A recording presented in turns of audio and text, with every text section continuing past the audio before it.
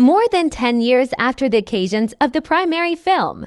The film starts with Jake Tarnish portraying his unobtrusive and quiet life as head of the Omaticaya group and raising a family with his significant other Neytiri, which incorporates his children Neteyam and Lo'ak and his little girl Took.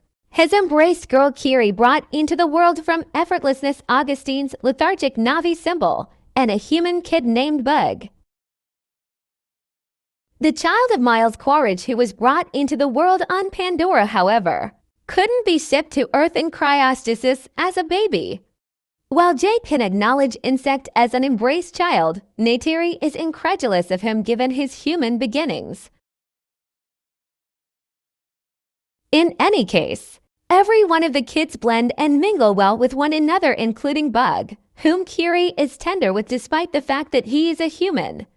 Bug doesn't embrace his human legacy and feels more lean to Navi culture and customs. They carry on with an ordinary existence until one day they notice an unusual star in the night sky. Unfortunately, they understand it's RDA space transport, with people getting back to Pandora to colonize it, raising another really working base once more, making huge obliteration Pandora. Among the fresh debuts in the boat is Colonel Quaritch, who has been cloned into a Navi body and with his recollections transferred from before his passing.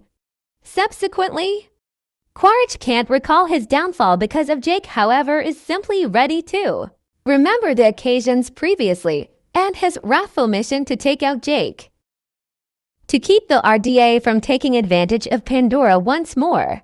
Jake drives an essential guerrilla activity against the RDA supply lines, debilitating them. In one of the tasks, Lo'ak, who resists Neteyam and is anxious to show what him can do as a Navi champion, attempts to help Jake in fight, however, is injured. Jake protects and teaches him to not jeopardize his own security by being crazy. That evening, while at the same time keeping an eye on his injuries, Neytiri smoothly reminds Jake to be not excessively and forgiving with Lo'ak, to which Jake communicates his anxiety as a dad for the well-being of his youngsters. In the meantime, the retaliatory strike on the RDA supply lines doesn't agree with Quaritch, who starts a hot mission to kill Jake. During a perky endeavor, Jake's kids alongside Insect investigate further into the rainforest. Unbeknownst to them, Quaritch and his group are in the area investigating the site where Quaritch finds his human remaining parts. A perceptive Lo'ak sees their presence and rapidly illuminates Jake. A clash follows and Quaritch's crew catches Jake's kids. Jake and Neytiri show up in time and free a large portion of them. Yet Bug is taken by Quaritch, who remembers him as his child. On board the boat, the RDA attempts to pressure data about Jake from Bug, whom declines. Evolving system, Quaritch tends to Bug as his M, and furthermore to make sense of more about the Navi in return for his opportunity on his side. Quaritch is likewise effectively ready to tame an Ikran flying animal as his vehicle. Realizing the risk, Bug's information on his whereabouts postures to their security and furthermore to keep away from another fiasco.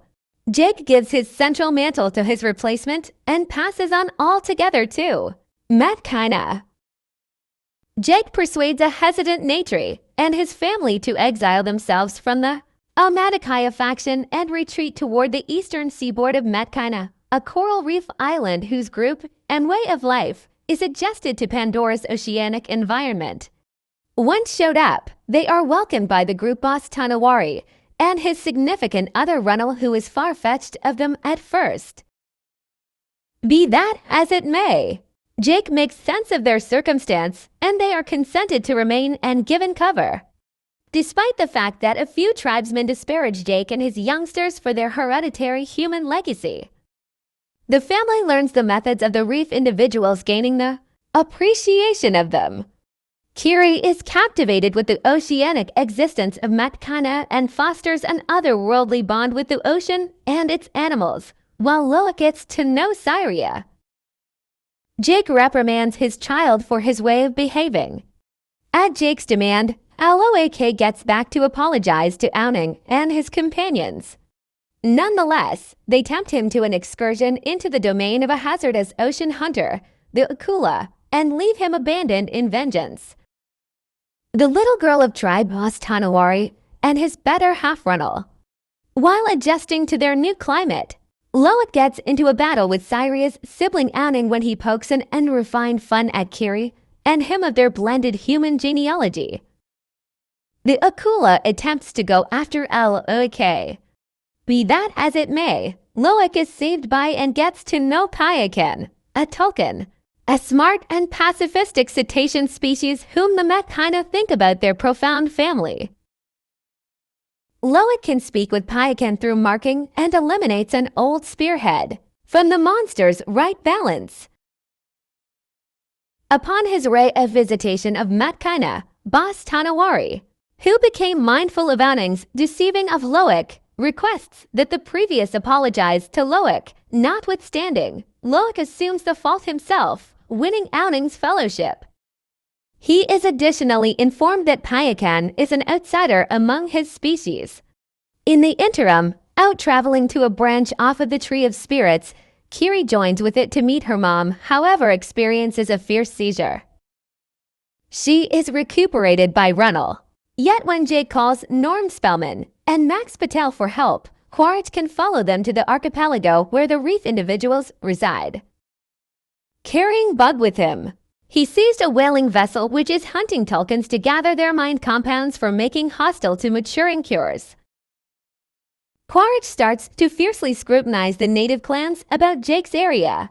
Bombing that, he arranges the whaling team to wantonly kill the Tulkuns to draw Jake out. Lo'ak intellectually connects with Payakan and discovers that the Tulkun was projected out in light of the fact that he conflicted with the methods of his species and went after the whalers who killed his mom. At the point when the Metkina learn of the Tulkun butchers, Lo'ak takes off to caution Payakan, trailed by his kin, Syria and Ouning. They find Payakan being pursued by the whalers, and Lo'ak, Kiri, and Took are caught by Quaritch. With their kids at serious risk, Jake, Neytiri, and the Metkina set off to go up against the people. Quaritch powers Jake to give up. Yet seeing his spirit's sibling jeopardized, Payakan assaults the whalers, setting off a battle which kills a large portion of the group and fundamentally harms the vessel, making it sink.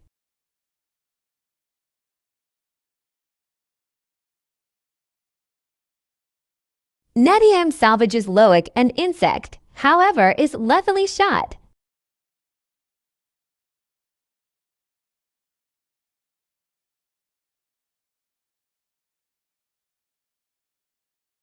Jake faces Quaritch, who involves Kiri as a prisoner. At the point when Neytiri does likewise with Bug. Quaritch at first denies his child, yet halts when Neytiri cuts insect on the chest. Jake, Quaritch, Neytiri, and Took end up caught inside the sinking vessel. Jake chokes Quaritch into obviousness and is protected by Lo'ak and Payakan, and Kiri gathers ocean animals to help her save Neytiri and Took. Bug finds and protects Quaritch, yet passes on him because of his mercilessness towards the Na'vi and putting his objective to kill Jake's family over being his dad and turning into a decent man, driving him back to rejoin Jake's loved ones. After Neteyam's burial service, Jake and his family choose to for all time stay with the Metkina.